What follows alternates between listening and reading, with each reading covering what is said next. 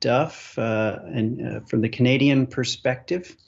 So Duff Gowanlock is a qualified flight test engineer at the Flight Research Laboratory, National Research Council of Canada.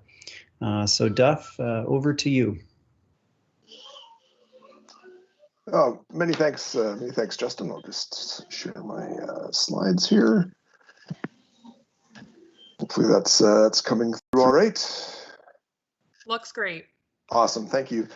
So yeah, thanks so much, Justin, and greetings from snowy Ottawa, Canada. We're just coming out of hopefully the last grips of an icy polar vortex. Hopefully, looking forward to spring weather and hopefully increased vaccination in the end of COVID, so we can meet in person hopefully the next time around.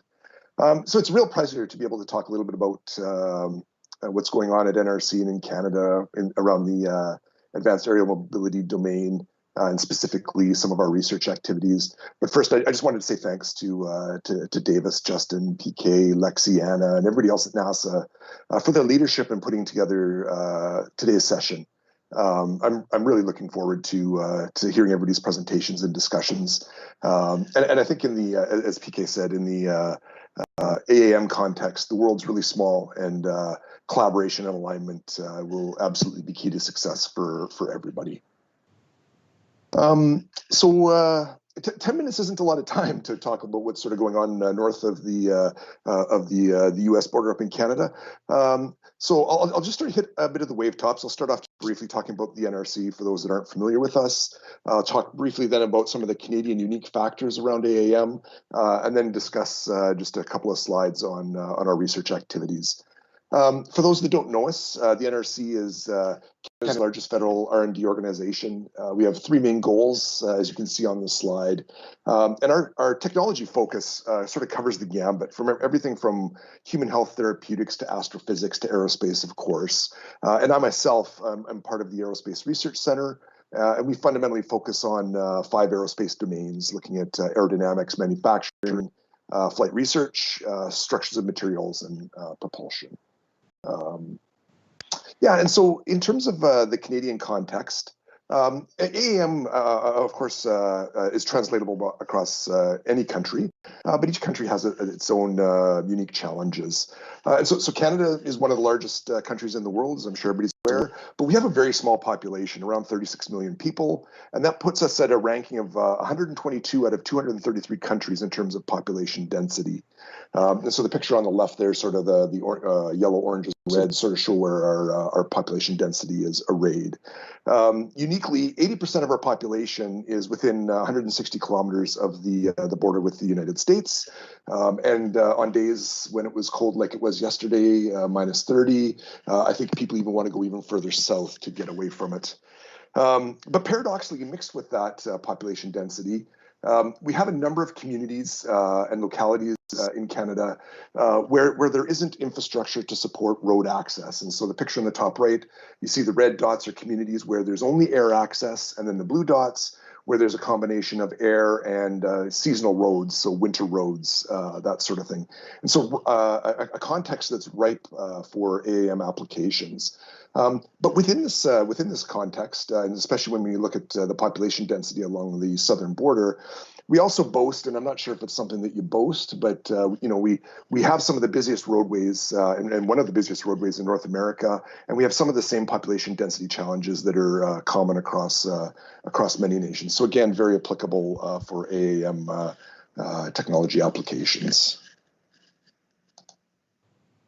So it's with this backdrop that we've established our research program at the National Research Council called Integrated Aerial Mobility. You can see the goal here is to create an ecosystem within Canada's industrial capability for the global AAM market. We focus on mainly 3 aspects: advancing niche technologies, especially those where we have Canadian strengths or unique Canadian applications or considerations, as well as supporting a stronger supply chain, and for sure supporting regulatory development of the regulatory framework. And so in terms of our application spectrum, we focus on everything from small drones to large cargo eVTOLs and up to air taxis within this program. We specifically focus, as sort of depicted here, on surfaces, cargo, and people primarily, but we also have a vector or an application that also looks at security and defense considerations for the technology. And so the program itself is broken down into two large innovation domains, so vehicles and operations. And then each domain has a series of master projects and technology building blocks. And so, the program is really complex, and I obviously just we'll touch on the wave tops, but welcome questions, follow-on discussions, getting linked up afterwards as appropriate. From the vehicle domain perspective, we have two master projects, as you can see here: integrated design, which consists of low noise technologies, so looking at technologies to reduce noise from eVTOLs, as well as measuring technologies around measuring noise emissions. And then second, technology building block that looks at airworthy and crashworthy structures, focusing on design, materials, manufacturing, technologies, that sort of thing. The other master project that we have within the vehicle domain is the operating environment. And so anybody that's experienced a Canadian winter certainly probably understands some of the unique considerations around weather tolerance, icing considerations, those sorts of things. So we have a dedicated technology focus around that. On the far right, on the bottom picture there in the right bottom corner, we also have a technology focus on urban integration, specifically looking at aerodynamics, turbulence, gust rejection, noise, and other properties of specific interest for urban applications. Finally, in the middle bubble, we also have a research expertise and capability focusing on impact assessments, looking at small UAS impacting aircraft, manned aviation, as well as humans. On the first hand, picture here shows some of the testing we've recently done with small drones impacting aircraft structure. Obviously, on the human side, it's more about modeling, less about real life testing, because it's hard to find people who are interested in doing that, frankly. Turning towards the operations domain, two master projects, flight autonomy and integrated aerial services. And so flight autonomy looks at researching and developing technologies around application of increased automation within aircraft, from a crew reduction perspective, workload relief, to remote operations and to fully autonomous operations, if you will. We have significant efforts going on around synthetic world generation, the perception piece, the path planning, as well as human-machine teaming. The other master project, which focuses on some of the specific applications of AAM technology and capability, and really broken down into three areas. So in the middle on the bottom, remote sensing, which deals with the application of technology on using AAM as a platform or as a truck for things like Earth observation and inspection. We also have a very focused activity on robotics for contact-based tasks, leveraging a deep robotics capability that we have at the NRC. And that includes things like doing contact-based inspections and repairs, that sort of technology application. And then finally, at the bottom on the left, we have a focused area around technology development for counter-drone technologies, primarily security and defense, and for other government departments within Canada, as well as this is where we focus our UTM, or traffic management research, that's obviously done in collaboration with Transport Canada, our national regulator, as well as NAV Canada, who's our national air service provider. Of course, we recognize that the technologies need to develop along, in lockstep with regulation. And so, as we've developed our research program, we've had a strong alignment ongoing with Transport Canada's research needs. And so, the image here is a bit of a depiction of how this alignment works. You can sort of see on the left some of NRC's focused areas within the technology building blocks that I just touched on, and then on the right is Transport Canada's RPAS task force R&D program requirements. And so, good alignment there. And just for an example, taking sort of number 7 on the list.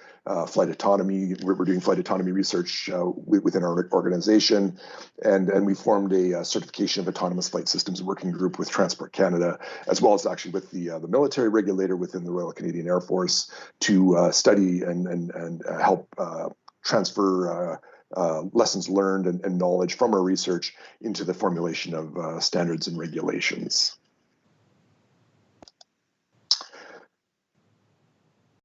excuse me.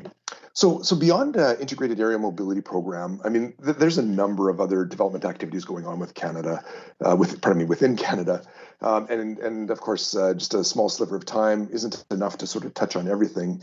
But one specific item I did want to touch on additionally, or highlight additionally, is the Canadian Advanced Air Mobility Consortium. And so it's a federal not-for-profit structure that has regional executive committees to drive a national strategy and innovation around AAM in Canada. And NRC is proud to be one of the founding members. And so it's within this national strategy context that CAAM looks to have regional implementations through development of technology and demonstrations on a regional basis. So starting in Vancouver is our first national AAM city, and then building out from there into Ontario, Quebec, Atlantic Canada, and into the north. Ultimately, we want to create and catalyze a sustainable, equitable, and profitable AAM sector, and really focusing on the big three: economic impact, environmental impact, and societal impact. As well, within this sort of the CAAM context, we also are quite proud of the 6 pillars that we have established here: equity, inclusiveness, resilience, emissions, accessibility, and intermodality, to help make AAM an agent for a global positive change overall. So currently CAAM has 35 members from all over the globe: Canada, States, South Korea, Japan, United Kingdom, and it continues to expand. And starting this summer, we'll be executing some demonstrations in the Vancouver area, focusing first on health applications, but then that will evolve into rural and urban operations, and then we'll see that model transition to other parts of Canada. And so with that, that's a very sort of quick and dirty overview walkthrough. I mean, there's so many activities going on within Canada. I mean, it's just sort of the tip of the iceberg, so to speak, with a bit of a Canadian analogy and the cold weather there. But I hope it provides a bit of a flavor of the work we're doing, and hopefully maybe sets the stage as I listen in, and an opportunity to connect and discuss ways we can collaborate and align with other national partners. And so in closing, again, I wanted to thank everyone from NASA for your leadership in setting up this session, and for the opportunity to talk just a little bit about what's going on in Canada. Many thanks, and back over to you, Justin. Duff, thank you so much. Really appreciate that survey, that perspective, and frankly, the weather report up in Canada as we look towards spring here in the United States. Exactly. Very much appreciated.